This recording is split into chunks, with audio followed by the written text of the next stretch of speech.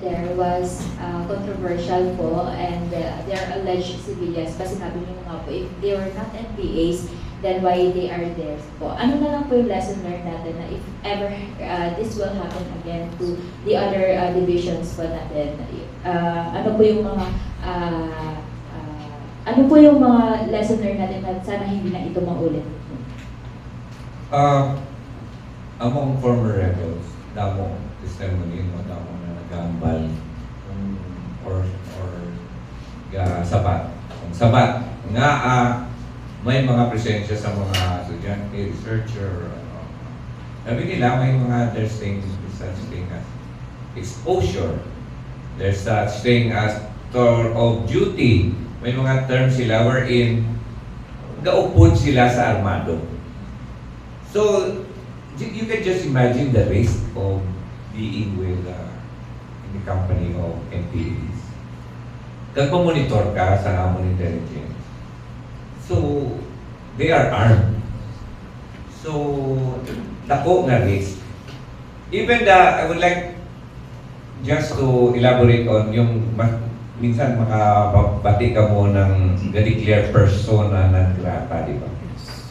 Kumbaga, you are not welcome. They are not welcoming the NPA in the community. The reason why they are not welcoming the NPA because they are putting that community into a risk.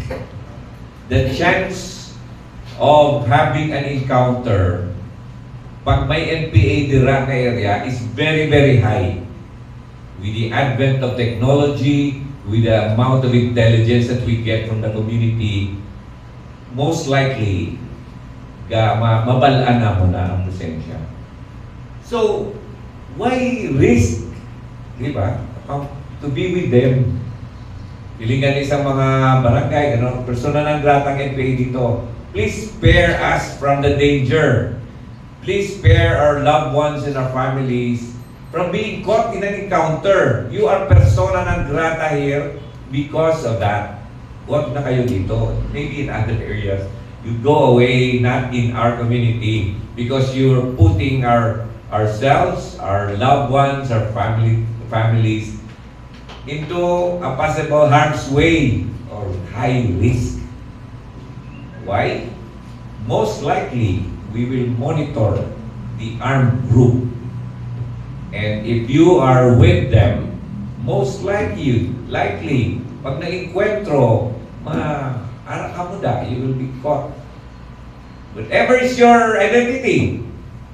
Kaso, yung tuboso is another thing because may mga evidence din na they really fight. They have these bandoliers